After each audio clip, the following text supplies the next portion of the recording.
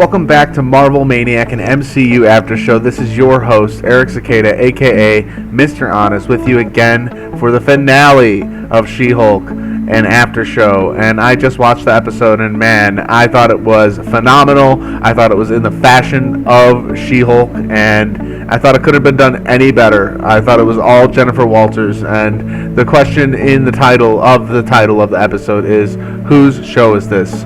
For the whole season, Jen has been balancing her life between being a giant raging green rage monster and being just a normal human. And if that normal human, in quotes, is enough, because it seems throughout the course of this show that She-Hulk had gotten a little bit more popular than Jen, and Jen is working on that balance. So this episode really resolves that and breaks fourth walls upon fourth walls. It goes into itself, this show, in this episode, and that's what I love about She-Hulk in general. Deadpool is not the only one breaking the fourth wall anymore, and she does it in her own fashion. She's not copying Deadpool. She is She-Hulk. And whose show is this? It's Jen Walters. Not only She-Hulk's, it is Jen Walters' show, because Jen Walters is She-Hulk. The personalities are one, and they have merged, and when Jen becomes She-Hulk, she is still Jen, and I think that's what Jen has come to realize throughout the course of the show. She is still herself, no matter what she looks like, and a lot of judgment in her life comes from this intelligentsia, where she could go and take them down in the typical Hulk way, kind of like we were gonna get, right? But it goes a whole different way for us, and I thought that's what makes this show so signature and its own. The opening of the show was a callback to the old Hulk series, and just as kind of like a nod to what this show's kind of tackling, like a man is playing She-Hulk, and I think that's a nod to what Jen is saying in the end towards Kevin, which we'll talk about in a little bit. Jen's working against a lot of sexism.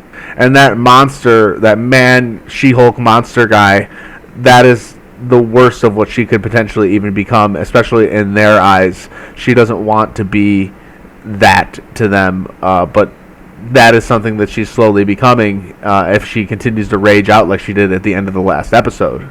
Jen wakes up in prison, and she has to make a plea deal to where she's going to have to put one of those ankle monitors on that Emil Blonsky put on, and I don't think this prohibits her from becoming a Hulk, but I think it tracks if she does become a Hulk. So if she hulks out, she's going to be immediately arrested. So she's prohibited from becoming a Hulk from the beginning of this episode, which is very concerning as a fan during a finale where you're like, well, are we going to get to see She-Hulk be She-Hulk?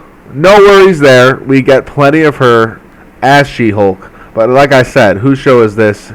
It's Jen Walters' show. I've said that, and I'm going to say it again. Jen is forced to move out of her current living situation because news reporters are just swamping her home, trying to get her take on everything, and she's forced to move back in with her mom and become workout buddies with her. Not really going to probably doing the workout routine with her mom, but her mom lets her know that her room is now transformed into a personal gym. In Jen's room, there's a poster of Aaron Brockovich, another underdog lawyer story.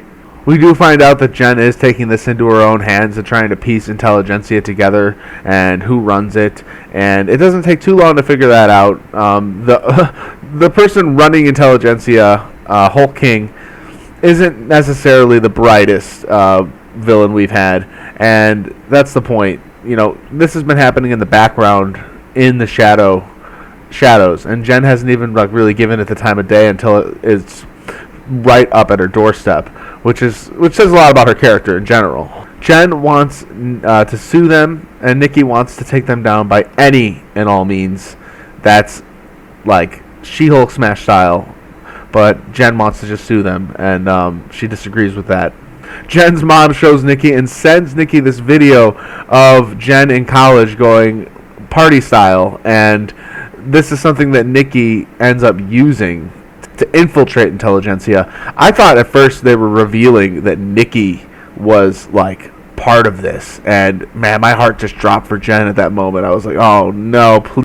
But thankfully Nikki was just being a loyal friend, and she was just trying to get into Intelligentsia to get more information about who Hulk King is. Now Jen decides to go to Emil Blonsky's retreat for just to let off some steam, and I think it's actually amazing how they do this. You know, you don't expect that Blonsky is hosting this thing, and another twist and turn of events is that you sort of think that Blonsky is like really in on this. However, it's more or less just something he's doing like as a public speaking engagement.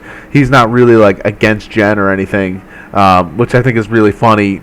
He's just probably trying to not really make a paycheck, but more or less make an impact. I could see if Blonsky's speech to these guys, you know, went on a little longer, I think he would have tried to turn them against the hate that they had towards Jen.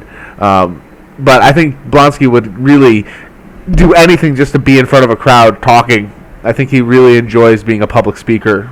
So for Nikki to get in to this retreat, which we don't know what's the retreat at this time, Nikki uploads Jen's college video to infiltrate Intelligentsia and sends Pug undercover. The guys in this place are not wonderful, and they're kind of what you'd expect. One guy is talking about how Lady Thor isn't that great.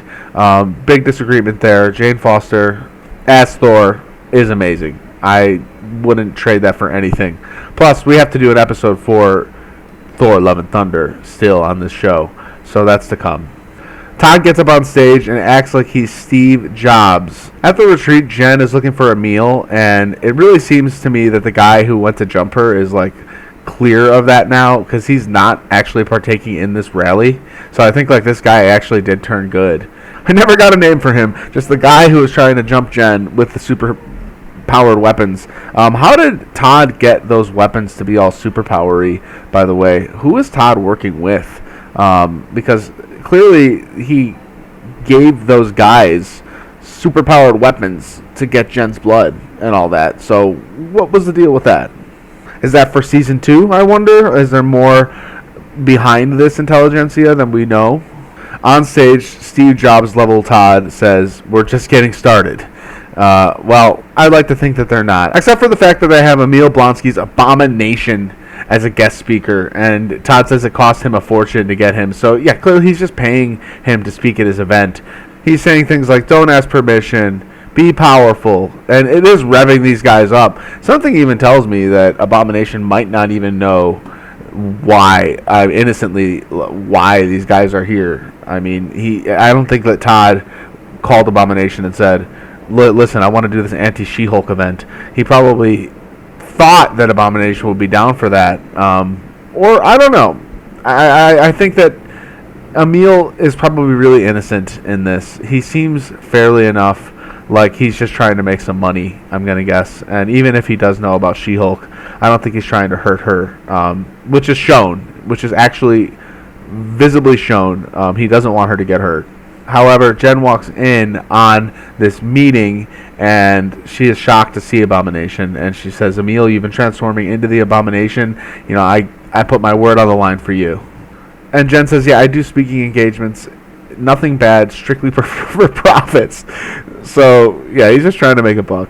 Not that that makes him right in all this. He shouldn't be doing this. However, it's good to know that he's not specifically screwing over Jen like this Intelligentsia group and Hulk King and all that. Like, he's not a part of it. He's just trying to, you know, make some money on the side for Abomination's wallet looking a little empty. Nikki and Pug rush in to let Jen know that Todd is Hulk King. He says, "You remember your attractive date, Josh? You think the sex tape was the worst part? I hired him to seduce you and steal your blood." How did Todd get the blood from her? Did he just take blood from her when she was sleeping? And if so, how did she not notice that? That's my biggest question. I guess that's why Jen wanted to change the storyline in general. But he says, "My team synthesized your blood so it can give me all the powers you never should have been given." He says, "I didn't just get handed superpowers, I had to earn them," as he injects himself with Jen's synthesized blood. This is where Jen starts breaking the fourth wall. She says, "This isn't just going to actually work, right? Like, we're actually going to be doing this?" And yeah, I mean, we are doing this for a few good seconds here, where Todd starts to become and actually becomes a Hulk. as he's transforming, Jen's like, this can't possibly be where the season was going. And Todd's transformation isn't a pretty one. He is an ugly Hulk, and he's saying, yeah, come at me, bro. And then we get the wall breaking down, and it's Titania. And Nikki goes and says, she asks if she ever uses a door. I thought that was really good. There's really no good reason for Titania to be there unless she was invited by Hulk King. It's very stacked that all these people are here, and Jen is acknowledging it, that like none of these plot lines even make sense. Titania too, this isn't messy enough, Jen says, and the fact that Titania is there, I mean, it seems like Titania is there to actually help Jen, believe it or not. She is fighting all of the intelligentsia guys and not going for She-Hulk. Hulk Todd charges Jen, and Abomination saves her and swoops her out of the way and starts knocking down guards. Sorry, goons. We get Bruce Banner as the Hulk jumping down into the place to save the day, and he says, let go of my cousin, asshole, to protect Jen from Abomination, who's trying to protect her. It is an all-out mess, and an all-out fight breaks out between all of them, and Jen says, this is a mess. None of these storylines make any sense. She exits to the Disney Plus home screen. Like, I was losing it at this. And she goes into the making of Shang-Chi. Not that we got to see Shang-Chi. I was hoping maybe we get to see Shang-Chi, but you know what? That's okay. I thought it was really funny what they ended up doing here, because this is the way for her to get onto the Disney lot. So funny. So funny. She walks along the Disney lot and enters her own writer's room. She asks them, what kind of finale is this? The bad guy steals my blood in order to give himself superpowers? Where did you come up with that original idea? Was that from every superhero story ever? And one writer replies that there are certain things that are supposed to happen in a superhero story. And Jen says, well, why don't we just do it our way? And another writer replies, well, this is what Kevin wants. Kevin Feige. If you know who Kevin Feige is, and if you don't know, Kevin Feige is the runner of all the Marvel Cinematic Universe. He makes all the decisions. He's a real guy. He apparently, he might not be a real guy. He might not actually be. This might actually be a true real life reveal. How funny would that be if this is their way of like covering the truth that like it is a giant computer making all the decisions for Marvel, and it's got it down to like a perfect formula, because Marvel is just so good, and all the Marvel movies, in my opinion, are just so awesome. I mean, in my opinion, some people probably wouldn't agree that not all the Marvel movies are incredibly awesome. However, I am such a big fan of the Marvel Cinematic Universe, just what it's doing as a whole. It's really funny to think that it's not actually a man named Kevin Feige, but who we learn to be in a minute is this like super AI intelligent brain that's just spitting out ideas every day. Jen wants to talk to Kevin, and they all laugh at her, and they say no one talks to Kevin. Jen goes up to Kevin's office to sign a non-disclosure agreement, and the guy triggers an alarm anyway. He says, well, everybody's got to sign the non-disclosure agreement. As Jen makes her way to Kevin's office, the song Big Energy plays, and it's just such in the style of She-Hulk, man. She is a rebellious, badass lady, and she takes down the Marvel guards to get into the back super room where Kevin is being held. He's not like being held there, but technically it's like a giant secret at Disney that they have this supercomputer running things. When Jen gets to the room where Kevin is, all of these epic scenes from Marvel history, like Thanos sending out his army, we get a scene of Black Panther over the horizon, we get the scene of the Hulkbuster punching Bruce in the face. And then we meet Kevin, knowledge-enhanced visual entertainment nexus. He says, were you expecting a man? And she says, yeah, why would I expect a giant AI brain and not a man? She asks him, so you're the one who's making all the decisions around here? And he says he will answer all of her questions, but she must transform back into Jennifer first. When she asks him why, he says it's because she is very expensive in terms of CGI budget. She agrees, and he says, wait until the camera's off you, because the visual effects team has moved on to another project. He says, to answer your question, yes, I make the decisions. I possess the most advanced entertainment algorithm in the world, and it produces near-perfect products. Jen asks, "You're perfect," and he says, "Yeah, some are better than others, but I leave that debate up to the internet." So meta. So freaking meta. Jen tells Kevin that she's not happy with what's happening in her story. He says, "Well, you do not get to choose." And she says, "Why not? It's my show."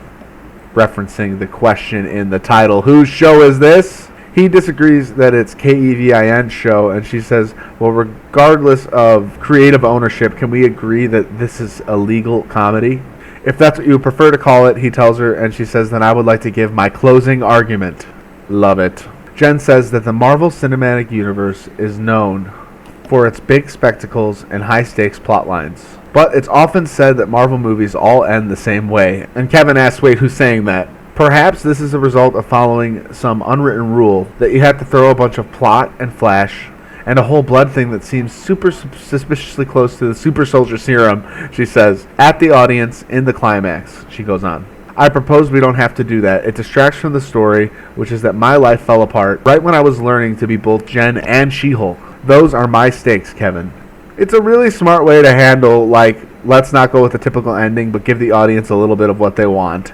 We still get to see the Abomination and Bruce Banner as Hulk smashing through the walls, Titania showing up. We get the best of everyone, and we also get that fourth wall break. Like, is this really happening?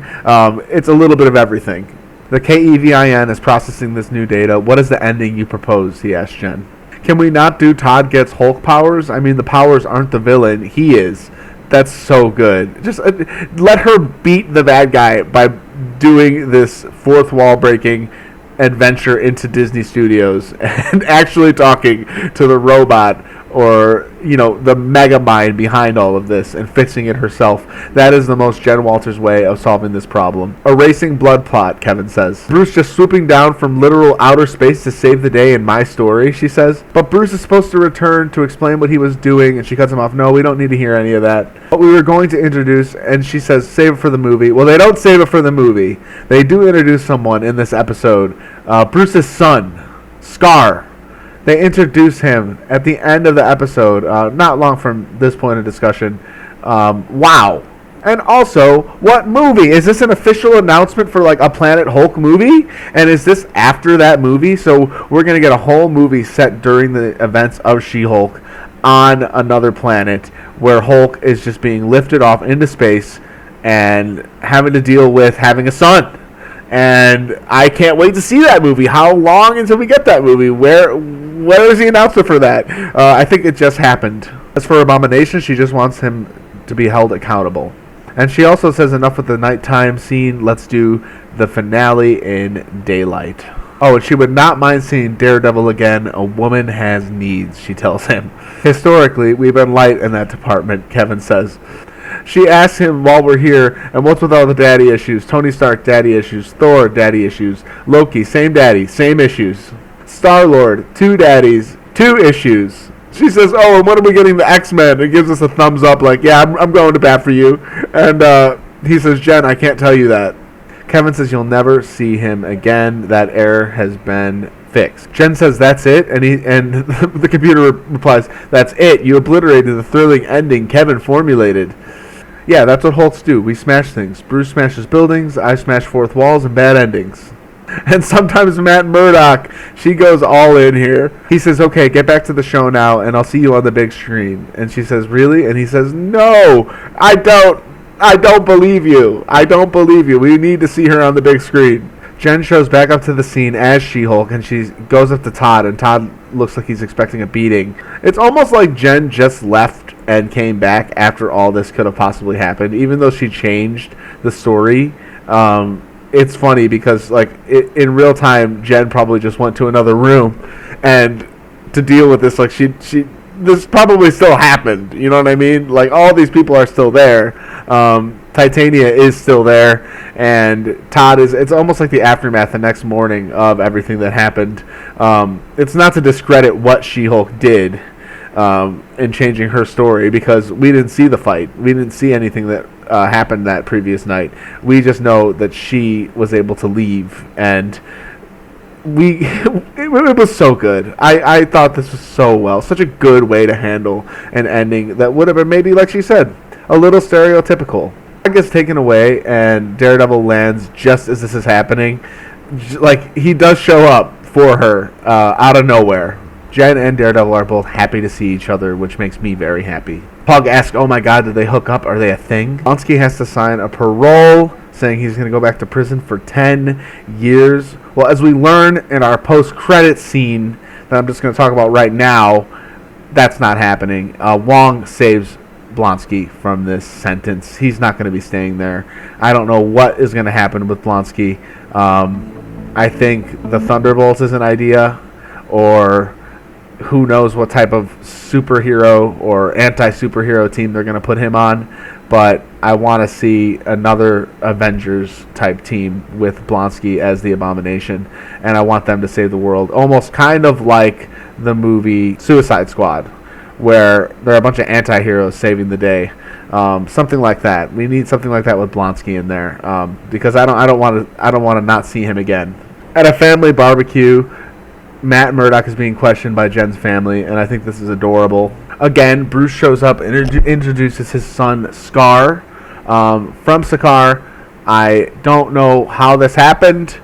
I think maybe when Hulk was hulking around over there for all that time, before Thor Ragnarok, and between Avengers Age of Ultron and Thor Ragnarok, whatever happened out there with the Hulk when he was being a gladiator led to him being a dad of some sort. And I'm excited to see this story play out on screen, and I really can't wait to see Mark Ruffalo as Hulk in a movie.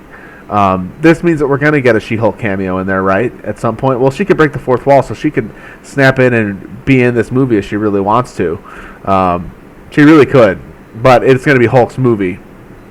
Oh my goodness, I just cannot wait to see that. And I just really like the ending where Matt is with She-Hulk, and it kind of hints to them staying together. Maybe she'll go and practice law in New York next season in Hell's Kitchen and work with Daredevil a little bit. Maybe we'll get a She-Hulk cameo crossover on Daredevil Born Again. That's very possible. Since one comes to one show, the other should go to the other show, in my opinion. So I hope we get to see She-Hulk in Daredevil Born Again at some point. In reply to Bruce's son, Matt says to Jen, wow, your family. Walking into a courtroom, a reporter asked Jen if she could share details about her lawsuit against Todd Phelps and Intelligentsia. She says, people like Todd Phelps need to be held responsible for their actions. The message we're sending is if you attack, harm, or harass innocent people, I'm coming for you. And the reporter asks her, do you mean in the courtroom or as a superhero? To which she replies, both. So, the best of both worlds. Jen Walters and She-Hulk coming together. And that's our episode. Jen is back at court. She's a lawyer again. She got her rights back by taking down Todd and naming Todd. And all seems to be well for her for now, at least. So we get to leave her in a good place. No cliffhanger of her having to keep that ankle monitor on, thankfully, and not be She-Hulk anymore. She can be She-Hulk all she wants. I don't know if she's getting her job back at GLK&H. I'm sure there's a lot to be addressed next season, and I hope that next season comes sooner than later. I really do. I mean, as I say with all the Marvel shows, like I know Loki Season 2 is coming at some point. However, we have to wait for that. We just have to wait patiently. I'm going to head over to reddit.com/rmarvelstudios to see what the fans are saying. Gorilla Pete, top comment, says, seeing a costume Daredevil in daylight always feels weird. Yeah, well, I thought it was really cool to see him in daylight, just so we can get a better look at the costume, even though we got to see him last week in the Walk of Shame. Walk of Shame. Raise the Curtain replies, I hope Matt wasn't doing anything too important, since it seemed like he just dropped from out of the sky. Yeah, literally. Kevin just dropped him into the scene, says the next comment. Fort Vac 94 says, does that bitch ever use a door? I lost it at that part, Lindsay Sej says, and I also did lose it at that part. Yeah, this episode had a lot of laughs for me. I don't know about you as an audience, but I was laughing a lot, especially when Jen broke that fourth wall and left to the Disney Plus home screen. That was a moment for me that I couldn't stop laughing. I had to pause it and go back in disbelief that they actually did that. Willie Zupa says, people go to prison every day. Now those are supportive parents. Yeah, that's Jen's parents rationalizing what happened to Jen for her. Yeah, we all love that parent mentality Fan Thief 95 replies, Jen's dad is currently in battle with Yusuf Khan for the best MCU dad of the year. JR10 says, oh my god, 70s Hulk opening. Oh my god, that was fantastic. The reply to that, Your Mind Aches, says, this episode was just jam-packed with everything. It was amazing to see a recreation of the Incredible Hulk intro with Jen. That's why her character was created in the first place. Exactly. Homage, homage, homage, all the way. What a family picnic. Daredevil and Scar. Space Race 9147-8 said that. Professional Dot replied, Fast and Furious vibes. Totally. Rami Al-Shaham says, bro, the Black Panther theme when Kevin mentioned the VFX team's new project. Oh, heck yes. Black Panther is coming out next month. Wakanda Forever next month. Are you excited for that? I cannot wait to see that. I'm going to go see that in theaters on opening day, as I'm sure many of you are. Ninjite replied, I feel like the only MFer who can't pick up on specific song themes when everyone else in this can in the span of 5 seconds. No, I didn't pick up on that at all either. That's why I like coming to reddit.com/Marvel Studios, which is where we'll leave it. Yeah, we go there if you want more, just more discussion, more everything. I think reddit.com/Marvel Studios is fantastic, and I've been going here since like almost the first Avengers movie from what I can remember. And that is it for She-Hulk. What did you think of She-Hulk Attorney at Law? MarvelManiacPod@gmail.com. If you'd like to contribute to the show, patreon.com/MarvelManiac would be the best place to do it at this time. I really enjoyed She-Hulk, and I hope you did too. I thought all 9 episodes were really entertaining, and I can't wait for season 2. Did you see Werewolf by Night? Would you recommend me doing a podcast about that, an after show? Are you excited for Black Panther Wakanda Forever coming out on November 11th, 2022? After that, slated will be the Guardians of the Galaxy holiday special, unless that's been pushed back. For all I know, that's happening this year in December. And then Ant-Man and the Wasp Quantumania on February 17th, 2023. We have a new season of What If coming next year, Secret Invasion, Guardians of the Galaxy Volume 3, Echo, Spider-Man Across the Spider-Verse, Loki Season 2, and then the Marvels all next year, followed by Ironheart in fall of 2023.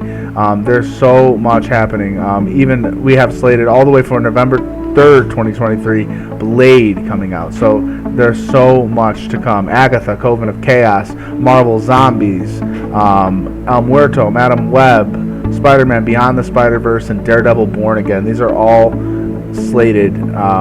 Captain America New World Order on May 3rd, 2024. And we have the Thunderbolts, which is a very, very exciting venture.